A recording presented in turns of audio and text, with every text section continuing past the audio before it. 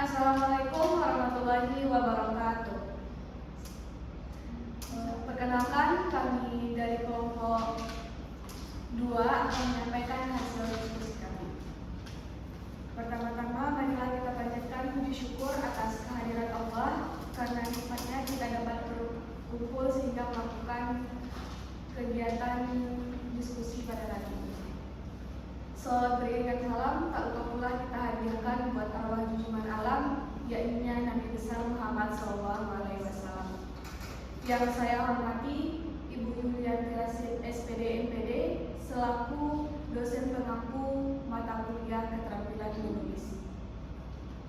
Pada kesempatan kali ini kami akan menyampaikan hasil diskusi mengenai metode penalaran ilmiah.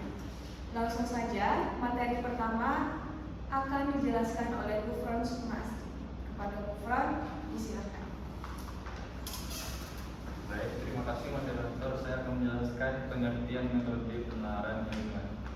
Penalaran adalah proses berpikir yang sistematis atau logis untuk mencapai kesimpulan berdasarkan fakta atau premis yang ada. Metode penalaran ilmiah adalah cara berpikir yang digunakan untuk mencapai pengetahuan yang objektif dan dapat diuji kebenarannya. Salah satu bentuk penalaran ilmiah yaitu silogisme.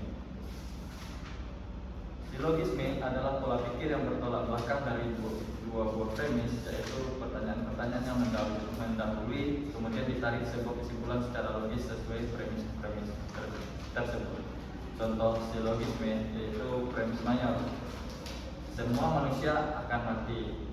Lalu premis minor, Andi adalah manusia, dan kesimpulannya Andi akan mati. Sekian dari saya kembalikan ke moderator. Baik, terima kasih kita ucapkan kepada Gufron. Materi selanjutnya jenis metode penalaran ilmiah yang akan dijelaskan oleh Suci. Kepada Suci kita persilakan. Terima kasih kepada moderator. Selanjutnya yaitu jenis metode penalaran ilmiah. Ada dua, yaitu penalaran deduktif dan induktif. Penalaran deduktif adalah penalaran proses berpikir yang bertolak dari sesuatu yang umum menuju ke khusus untuk mencapai sebuah kesimpulan. Jadi penalaran ini berpangkal dari pernyataan umum menuju ke kesimpulan khusus. Misalnya, jika semua logam memuai saat dipanaskan, itu adalah pernyataan umum. Maka besi yang merupakan logam juga memuai saat dipanaskan. Itu merupakan kesimpulan khusus. Lalu yaitu penalaran induktif.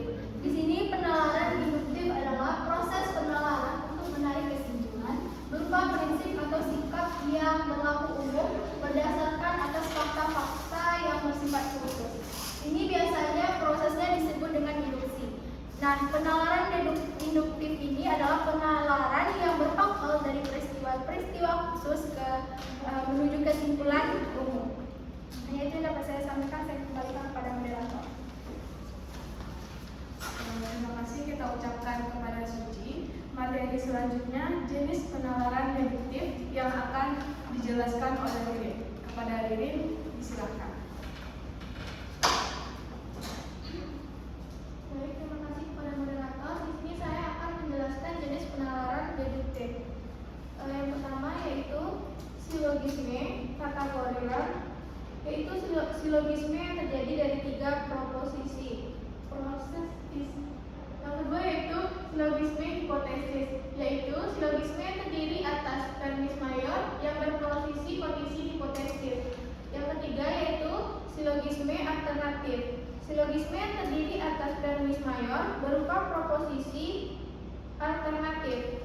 Yang keempat yaitu etimen, silogisme yang jarang ditemukan dalam kehidupan sehari-hari, baik dalam tulisan maupun lisan yang dikemukakan hanya premis minor dan simpulan. Sebagai contoh premis mayor, semua siswa SMA kelas 10 wajib mengikuti pelajaran sosiologi. Premis minor, Bob adalah siswa kelas 10 SMA, dan kesimpulannya, Bob wajib mengikuti pelajaran sosiologi. Hanya itu yang dapat saya sampaikan. Saya kembalikan kepada moderator. Baik, terima kasih kita ucapkan kepada Ririn. Materi selanjutnya bentuk penerapan induktif yang akan dijelaskan oleh Salwa. Pada Salwa, silakan. Bentuk-bentuk penalaran induktif yang pertama yaitu generalisasi. Generalisasi ialah proses penalaran yang bertolak dari sejumlah gejala atau peristiwa yang serupa untuk menarik kesimpulan mengenai semua atau sebagian dari gejala atau peristiwa tersebut. Yang kedua yaitu analogi. Analogi adalah perbandingan selalu mengenai sekurang-kurangnya dua hal yang berlainan. Yang pertama yaitu analogi induktif atau kias. Yang kedua yaitu analogi deklaratif, itu logis.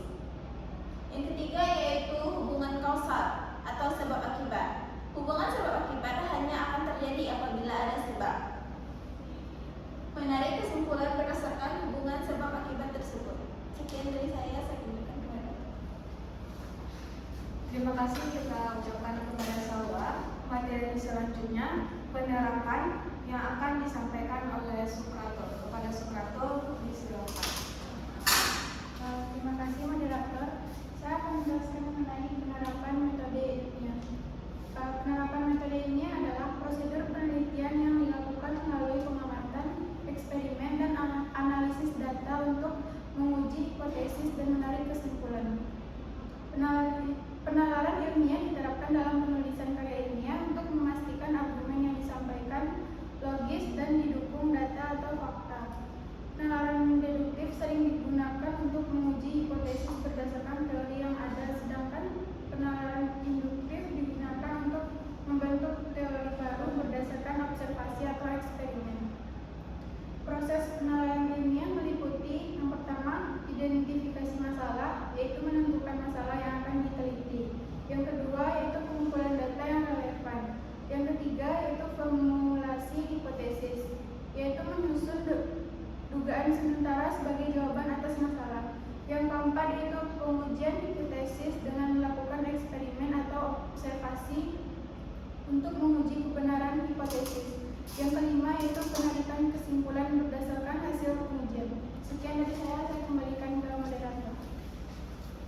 Baik, terima kasih kita ucapkan kepada Suprato.